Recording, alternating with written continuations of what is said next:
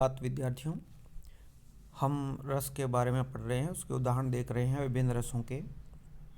आज हम देखते हैं वीर रस के बारे में। वीर रस जहाँ वीरता का और उत्साह का भाव हो। वीर रस का स्थायी भाव है उत्साह।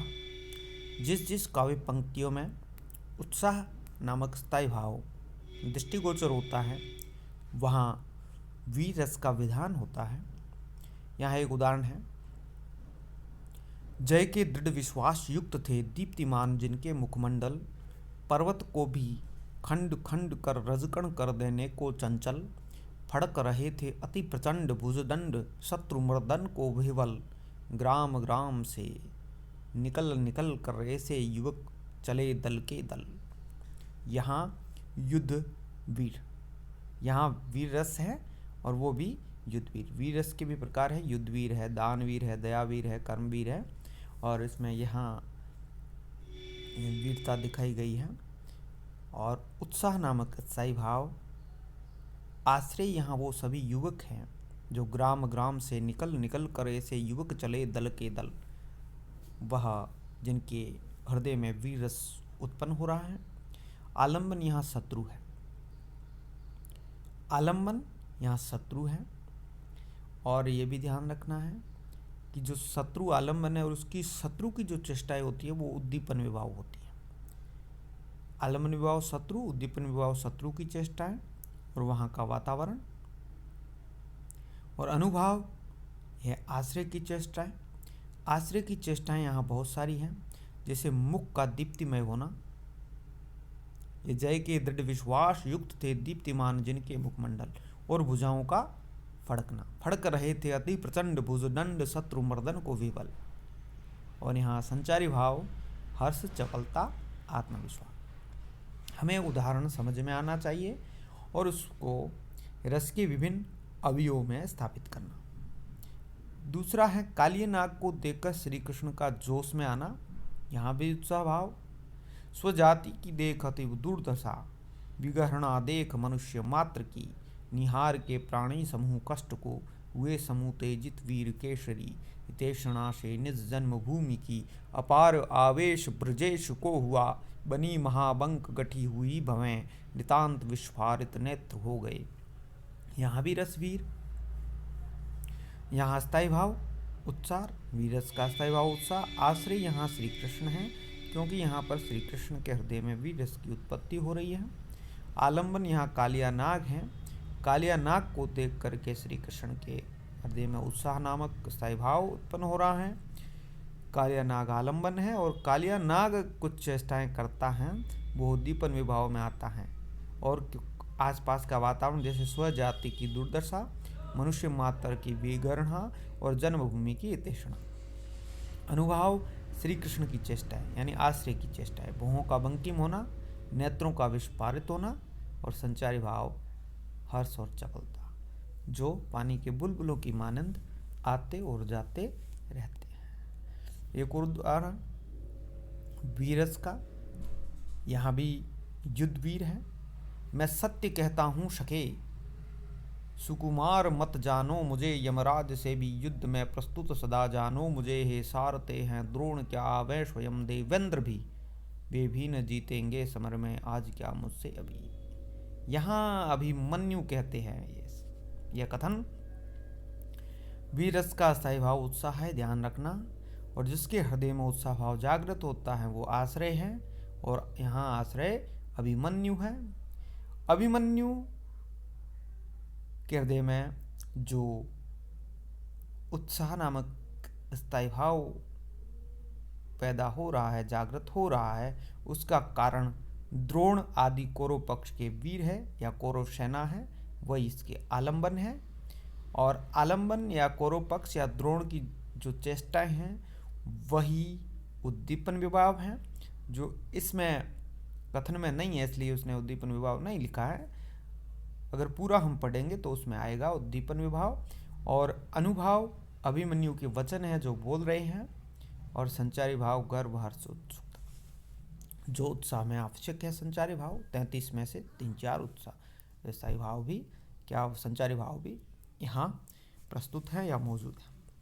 तो यहाँ अभिमन्यु जो आश्रय हैं, जिसके हृदय में उत्साह नामक भाव, स्थायी भाव जागृत हो रहा है, वह यह कथन कह रहे हैं।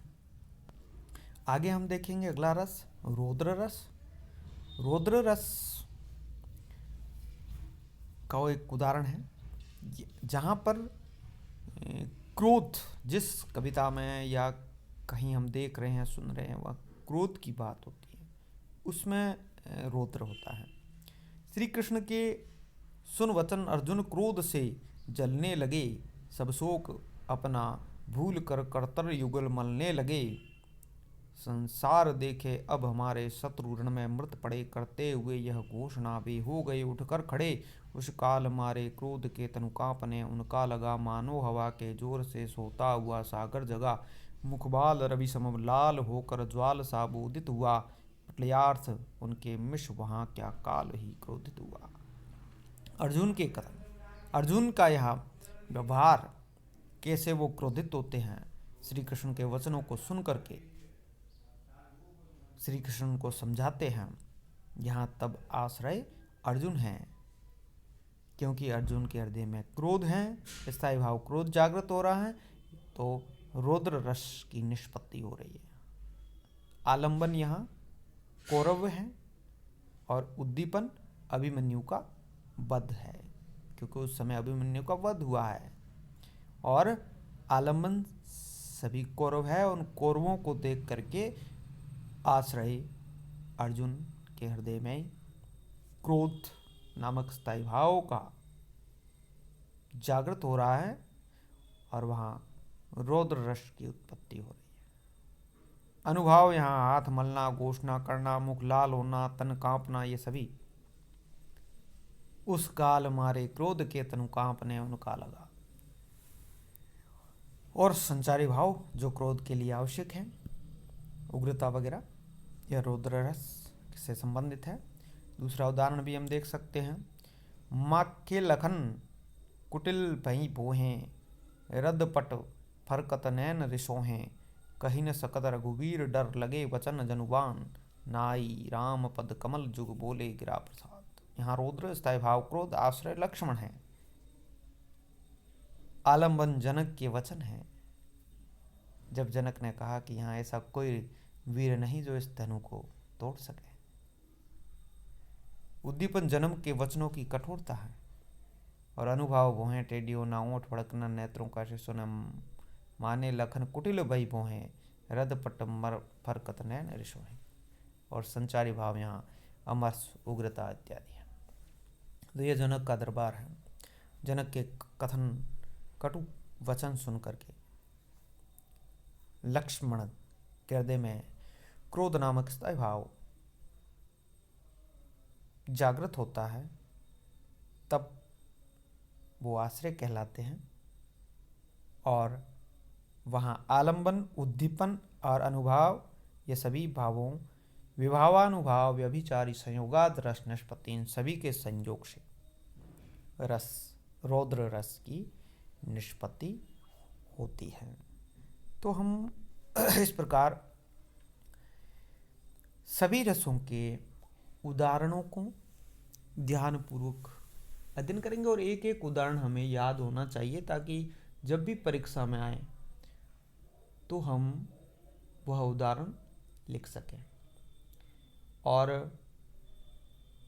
हमें अपने पाठ्यक्रम का भी ध्यान होना चाहिए। हम पाठ्यक्रम के अनुसार चल रहे हैं, इकाई वाइज चल रहे हैं। आप ध्यान से इन वीडियो को लगातार क्रमबद्ध नियमित रूप से देखते रहें, सुनते रहें, नोट करते रहें और इस चैनल को भी सब्सक्राइब करें, बेल आइकन पे भी प्रेस करें, ताकि आगामी जो वीडियो इसमें डालें वो आप तक ज़रूर पहुँचे। हमारा प्रयास ये रहेगा कि पूरा सिलेबस हम करवा दें। कुछ वीडियो आपको कॉलेज वाले चैनल पे मिलेंगे, कुछ इस चैनल पे मिलेंगे, तो आप ध्यानपूर्वक इसका अध्ययन करें। धन्यवाद।